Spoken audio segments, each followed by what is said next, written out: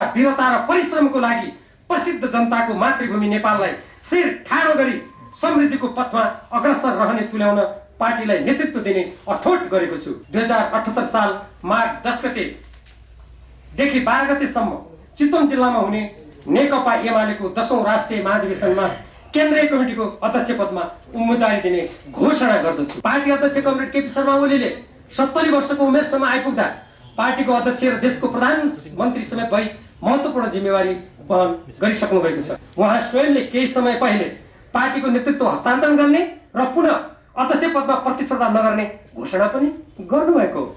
उमेर र अनुभव लगायत सबै दृष्टिबाट परिपक्व भइसकेकोले मैले केन्द्रीय कमिटीको अध्यक्ष पदका लागि अग्रसर हुनु उचित सम्झेको छु। मेरो अध्यक्ष पदको उम्मेदवारीलाई सहज रूपमा लिई पार्टीलाई नयाँ गतिका साथ अघि बढाउन म प्रति सद्भाव प्रदर्शन गर्नुहुन कमरेड केपी शर्मा ओली एवं सबै नेतृत्वमा रहनुहुने कमरेडहरू समक्ष हार्दिक आह्वान गर्दछु। पार्टीलाई सफल विजयी बनाउने तथा राष्ट्रिय राजनीतिको प्रमुख चालकको रूपमा अगाडि बढाउने दृढ अठोट गरेको छु।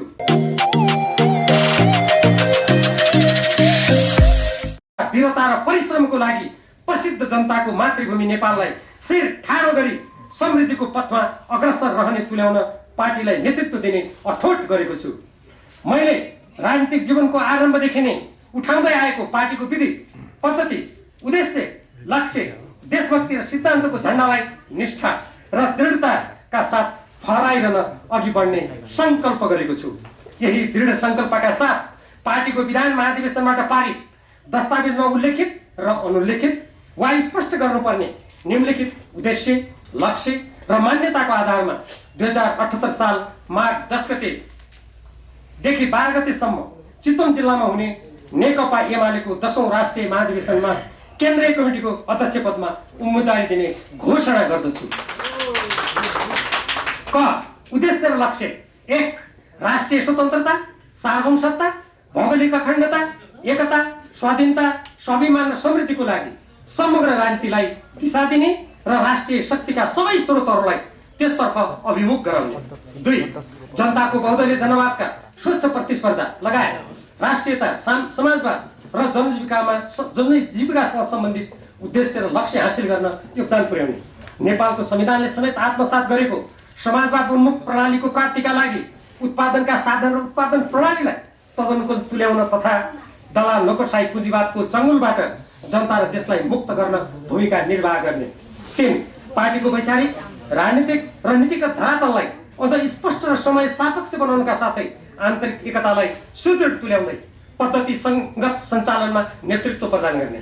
पार्टी गुट र उपगुटहरूबाट ग्रस्त रहने स्थितिलाई परिवर्तन गरी विषय वस्तु तथा गुण र दोषको आधारमा धारणा र मत प्रकट गर्न सक्ने स्थिति निर्माण गर्ने। पार्टीमा देखिएका अन्तर्विरोध समस्याहरूको निराकरण गरी अन्य वामपन्थी दल समूह र व्यक्तिहरूसँगको सहकार्यको वातावरण सिर्जना गर्ने।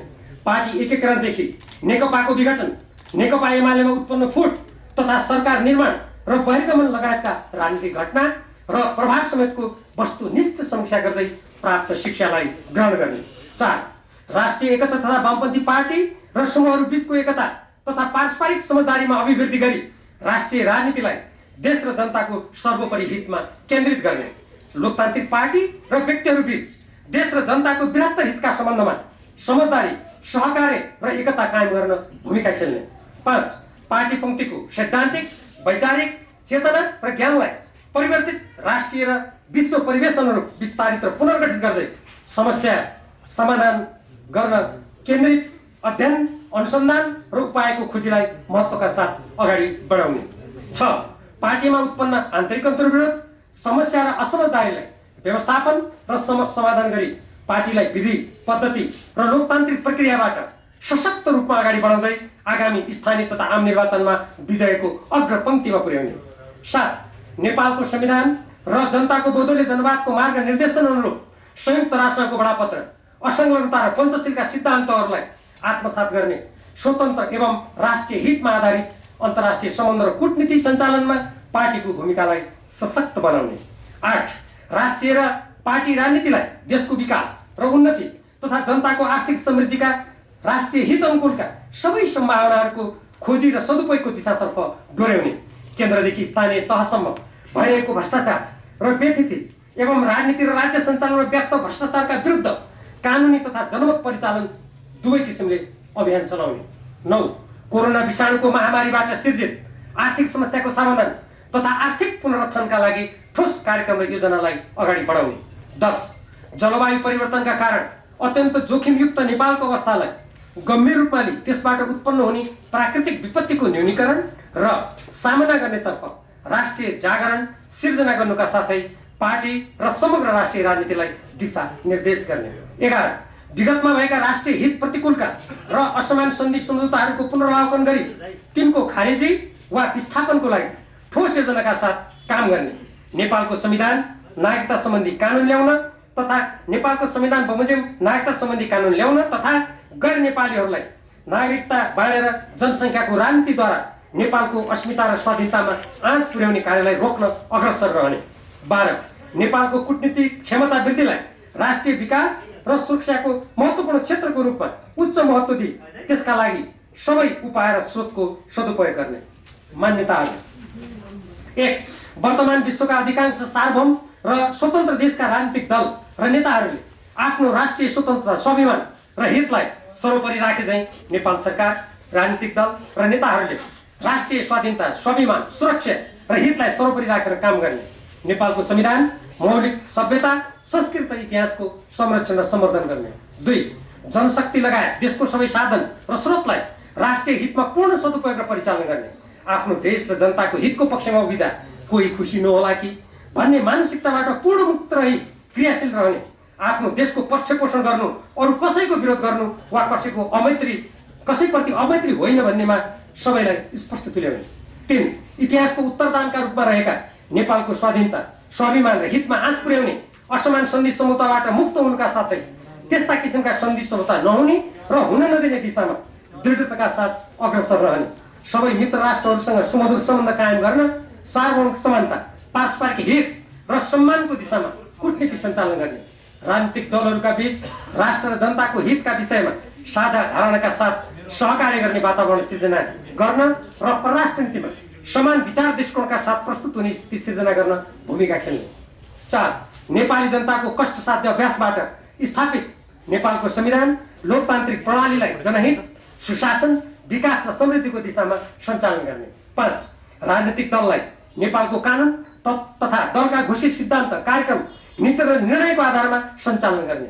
अधिवेशन र निर्वाचन गरिएका बाचा र प्रतिबद्धता विपरीत राजनीतिलाई सत्ता स्वार्थको खेलमा परिणत गर्ने गलत राजनीतिक संस्कृति आचरण र व्यवहारको अन्त्यका लागि सक्रिय भूमिका निर्वाह गर्ने। 6 नेपाल कम्युनिस्ट पार्टीको स्थापना कालदेखि नेकपा एमाले क्रियाशील रहेको वर्तमानसम्म पार्टीले अङ्गीकार गरेको मार्क्सवाद लेनिनवादलाई नेपालको वस्तुस्थिति अनुरूप सृजनात्मक रूपमा लागू गर्ने विषयलाई पुनः परिभाषित गर्दै समयका चुनौतीहरूको सामना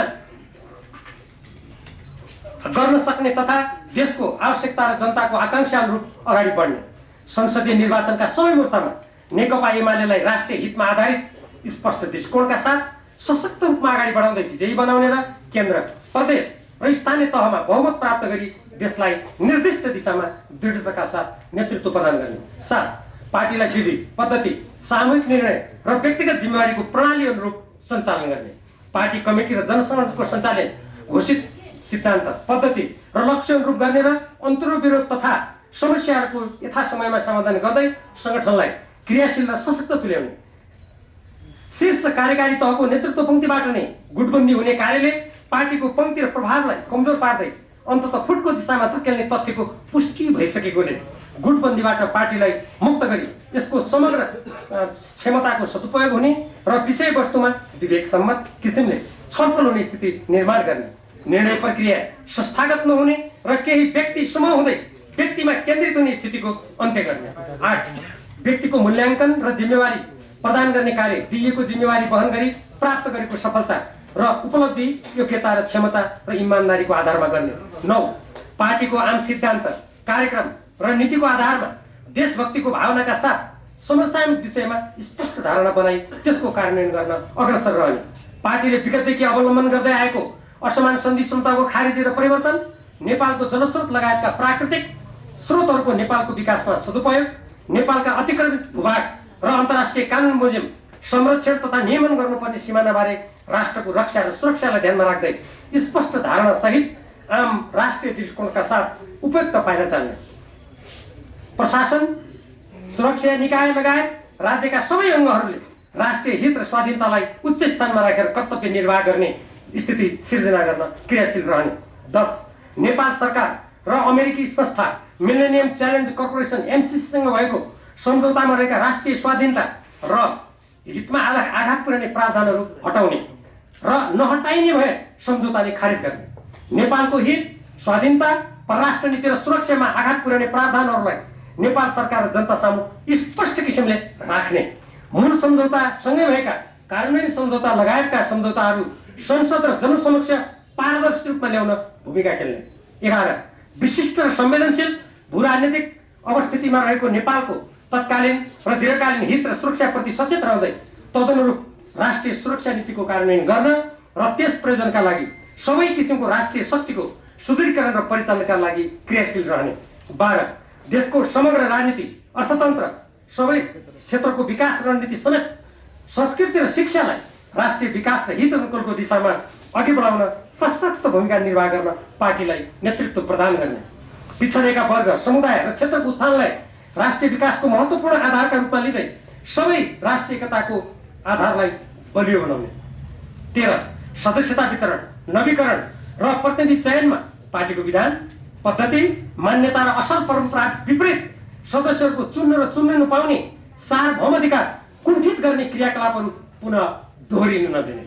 प्रतिनिधि महाधिवेशन हुन 6 महिना अघि सदस्यता प्राप्त व्यक्तिले मात्र प्रतिनिधि चुन्न र चुनिनु पाउने लगायतका पार्टी निर्देशन विपरीत प्रतिनिधि चयनको प्रक्रिया आरम्भ हुन 2 दिन अघिसम्म सदस्यता वितरण गर्ने, प्रतिनिधिको निर्वाचन प्रक्रिया आरम्भ नगर्ने, कुनै सहमति नभई र चुनावको कामै नै नभई प्रतिनिधिको नाम मनपरी किसिमले घोषणा गर्ने जस्ता पार्टीको मर्यादामा आघात पुर्याई संगठनलाई क्षति पुर्याउने किसिमका क्रियाकलाप हुन नदिने। 14. मैले कम्युनिस्ट पार्टी र निरङ्कुश पञ्चायती व्यवस्था विरोधी आन्दोलनमा समाहित भएदेखि शान्ति प्रक्रिया, संविधान निर्माण र पार्टी एकताको लागि विभिन्न कार्यमा संलग्न हुँदा निश्चित विचार, आदर्श, मूल्य, मान्यता, नीति र दृष्टिकोणका साथ आफूलाई उभ्याएको छु। यस्ता विषयहरूप्रति वर्तमान पार्टी पंक्तिका साथै आम जनता तथा भविष्यको पुस्तामा चेतना र सजगताको प्रसारण हुन सकेमा मेरो उम्मेदवारीको सार्थकता रहनेछ। यही सोचका साथ म अगाडि बढेको छु। 15. पार्टी अध्यक्ष कमरेड केपी शर्मा ओलीले 70 वर्षको उमेरसम्म आइपुग्दा पार्टीको अध्यक्ष र देशको प्रधानमन्त्री समेत भई महत्त्वपूर्ण जिम्मेवारी वहन गरिसक्नु भएको छ। यस क्रममा उहाँले देश र जनताको लागि गर्न सक्ने काम आफ्नो सम्पूर्ण क्षमता, योग्यता, सक्रियता र लगनका साथ गर्दै देश र जनता सबैले देखिसकेका छन्। उहाँ स्वयंले केही समय पहिले पार्टीको नेतृत्व हस्तान्तरण गर्ने र पुनः अध्यक्ष पदमा प्रतिस्पर्धा नगर्ने घोषणा पनि गर्नुभएको हो। उहाँको यस्तो कार्य र घोषणाको सम्मानको लागि पनि उमेर र अनुभव लगायत सबै दृष्टिबाट परिपक्व भइसकेकोले मैले केन्द्रीय कमिटीको अध्यक्ष पदका लागि अग्रसर हुनु उचित सम्झेको छु। पार्टीमा फुट भएको बेला अरूबाट परिस्थितिको सामना गर्न केही कठिनाइ हुन्छ कि भन्ने लागेको भए त्यसबारे म माथि भरोसा गरी ढुक्क हुन उहाँलाई हार्दिक आग्रह गर्दछु। साथै मैले अध्यक्ष पदको जिम्मेवारी पाएँ भने उहाँको महत्त्वपूर्ण अनुभव, ज्ञान र दक्षतालाई जहिले पनि पार्टीको विकास, विस्तार र सफलताका लागि सदुपयोग गरिरहन म सदा तत्पर रहनेछु। अत मेरो अध्यक्ष पदको उम्मेदवारीलाई सहज रूपमा लिई पार्टीलाई नयाँ गतिका साथ अघि बढाउन म प्रति सद्भाव प्रदर्शन गर्नुहुन कमरेड केपी शर्मा ओली एवं सबै नेतृत्वमा रहनुहुने कमरेडहरू समक्ष हार्दिक आह्वान गर्दछु। माथि उल्लेखित पृष्ठभूमि, लक्ष्य, उद्देश्य र मान्यताको आधारमा नेकपा एमालेको नेतृत्व गर्दै यस पार्टीलाई सुदृढ र प्रभावकारी तुल्याउने, प्रतिस्पर्धाका सबै मोर्चाहरूमा पार्टीलाई सफल विजयी बनाउने तथा राष्ट्रिय राजनीतिको प्रमुख चालकको रूपमा अगाडि बढाउने दृढ अठोट गरेको छु। मैले विजय र पराजयको अर्थभन्दा आफ्ना धारणा र मान्यतालाई महत्त्व दिएको छु तथा कुनै व्यक्ति विशेषप्रति कुनै आग्रह राखेको छैन। पार्टी एकताका लागि 10 बुँदे सहमति गरिरहँदा पनि मैले देश, जनता र पार्टीको हितका लागि अवलम्बन गर्दै आएको विचारकै पक्ष पोषण गरेको हुँ। तिनलाई परित्याग गरेको छैन वा कहीँ समर्पण गरेको छैन। कुनै पनि इमानदार पार्टी नेताले त्यस्तो गर्न पनि सक्दैन। यही विचार र मान्यता अनुरूप नै मैले आफ्नो उम्मेदवारीको घोषणा गरेको छु। अत केन्द्रीय कमिटीको अध्यक्ष पदमा मेरो उम्मेदवारीप्रति सहयोग र समर्थनका लागि नेकपा एमालेका सम्पूर्ण नेता, कार्यकर्ता, सदस्य, शुभेच्छकहरूमा हार्दिक आह्वान गर्दछु। यसको साथै सम्पूर्ण नेपाली जनता र यहाँहरू जस्ता सञ्चार क्षेत्रमा क्रियाशील सम्पूर्ण मित्रहरूमा पनि म यही आह्वान गर्न चाहन्छु।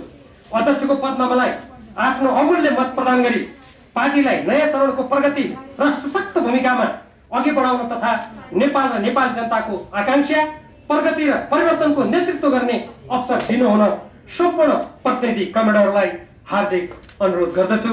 धन्यवाद।